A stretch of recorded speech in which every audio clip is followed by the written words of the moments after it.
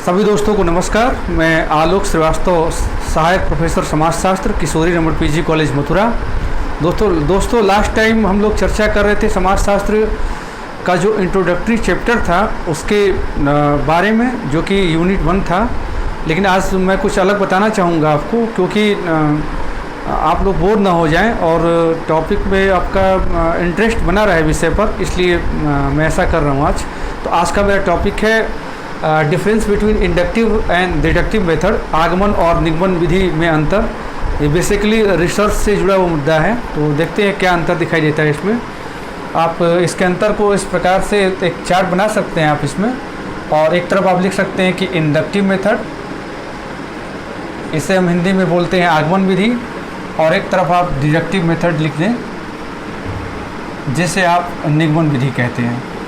देखिए दोस्तों, होता क्या है कि इंडक्टिव मेथड में जो हम विश्लेषण करते हैं उस पर हम किसी भी पर्टिकुलर घटना के विश्लेषण से प्रारंभ करते हुए हम कोई सामान्यीकरण निकालते हैं। अर्थात हम इसमें किसी विशिष्ट विश्लेषण से प्रारंभ करते हैं और हम कोई सामान्यीकरण निकालते हैं। इसका ठीक उल्टा होता है डिडक्टिव मेथड में। इसमें क्या होता है, इसमें हम किसी सामान्यीकरण से प्रारंभ करते हैं, किसी सामान्य बात से प्रारंभ करते हैं, और उसी सामान्य बात के विश्लेषण के आधार पर हम कुछ विशिष्ट निष्कर्ष निकाल पाते हैं। अर्थात एक लाइन में कहें तो हम जनरल से पर्टिकुलर की ओर चलते हैं इसमें, अर्थात इसमें हम सामान्य से और विशिष्ट की ओर चलते हैं। दूसरी बात देखें, इसमें विश्लेषण किस प्रकार का करते हैं इंडक्टिव मेथड में। इंडक्टिव मेथड में हम बात करते हैं माइक्रो से मैक्रो की, या आप इसे ऐसे भी कह सकते हैं कि हम कैसी बात करते हैं, किसी पार्ट अर्थात किसी भाग से हम होल की बात करते हैं, हम संपूर्ण की बात करते हैं। इसका ठीक उल्टा होता है इंडक्टिव मेथड में। इसमें हम मैक्रो एनालिसिस से माइक्रो एनालिसिस की ओर चलते हैं, या आप इसे दूसरे शब्दों में कहें तो हम किसी घटना के संपूर्ण विश्लेषण से उसी घटना के किसी अंश भाग की हम व्याख्या कर पाने में सक्षम हो पाते हैं। तीसरी जो बात है दोस्तों, वो आप देखें, वो इस प्रकार से है कि इंडक्टिव मेथड में हम कॉन्क्रीट रियलिटी से एब्स्ट्रैक्ट की तरफ चलते हैं।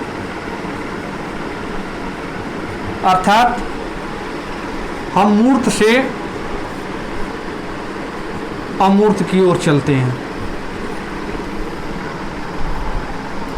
इसका ठीक उल्टा होता है डिडक्टिव मेथड में, क्योंकि हम यहाँ पे एब्स्ट्रैक्ट से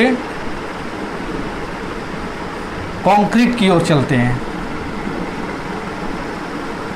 अर्थात अमूर्त से मूर्त की ओर चलते हैं। अभी मूर्त और अमूर्त का तात्पर्य क्या हुआ, यहाँ आप समझ लें।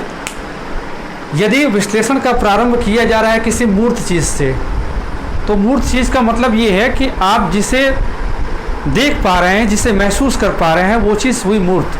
फॉर एग्जाम्पल, न्यूटन के सिद्धांत में आप ऐसा कह सकते हैं कि जो न्यूटन का सिद्धांत दिया गया था, न्यूटन का सिद्धांत जो ग्रेविटी का उन्होंने सिद्धांत दिया था, अपना गुरुत्वाकर्षण का जो नियम दिया था, उसमें एक सेब को उन्होंने गिरते हुए देखा, तो एक पर्टिकुलर इवेंट जो कि उसे मूर्त रूप में दिखाई दी, उससे एक अमूर्त अवधारणा गुरुत्वाकर्षण शक्ति की पहचान की। तो इस प्रकार से आप इस एग्जाम्पल के द्वारा आप उससे आप समझ सकते हैं। और इसका ठीक उल्टा किसमें होता है, निगमन विधि में होता है।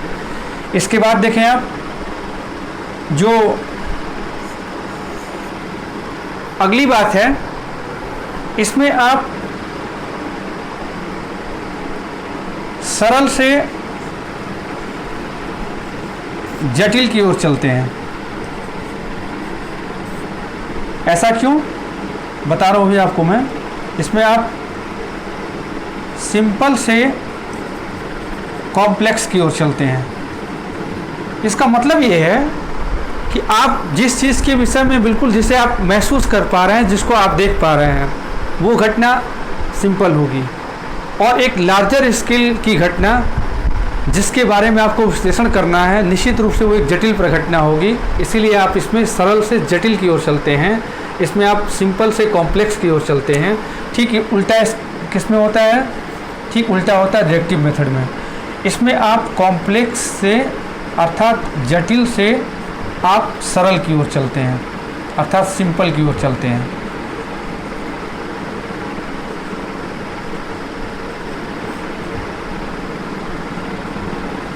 और जो अंतिम सबसे महत्वपूर्ण अंतर है वो इस प्रकार से है कि इंडक्टिव मेथड में आप जो चीज़ ज्ञात है, जो चीज़ नोन है, अर्थात जो चीज़ ज्ञात है उससे आप अज्ञात की ओर चलते हैं।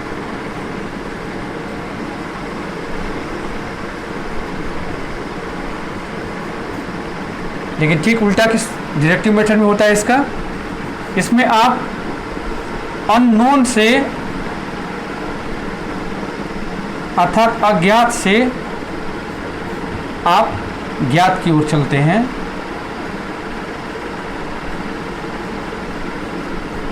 तो ये कुछ प्रमुख अंतर आपको दिखाई दिया। तो अब निष्कर्ष के रूप में आपको मैं बताना चाहूँगा कि आप सिंपली इसको ऐसे समझें, ऐसा आप समझ सकते हैं कि इंडक्टिव मेथड जो होता है इसमें आप जो शुरुआत करते हैं वो जो आप अपने विश्लेषण का प्रारंभ करते हैं वो विश्लेषण किसी एक छोटे से भाग को लेकर होता है, और उस एक छोटे से भाग के विश्लेषण के आधार पे आप उसे एक सामान्य तरीके से लागू करना चाहते हैं। इसे आप कहते हैं इंडक्टिव मेथड, या इसे आप कहते हैं आगमन विधि। और निगमन विधि या डिडक्टिव मेथड में ठीक इसका उल्टा होता है। आप कोई एक जो सामान्यीकरण जिसका किया जा चुका है उस बात से आप प्रारंभ करते हुए किसी विशिष्ट प्रकार का विश्लेषण करना आप चाहते हैं। डिडक्टिव मेथड का प्रारंभ किसी सिद्धांत में जो बातें दी गई हैं उसको मानने से लेकर के प्रारंभ होता है। तो स्पष्ट है कि आपको ये सारी चीज़ें क्लियर हो गई होंगी, ऐसा मैं उम्मीद करता हूँ। Thank you.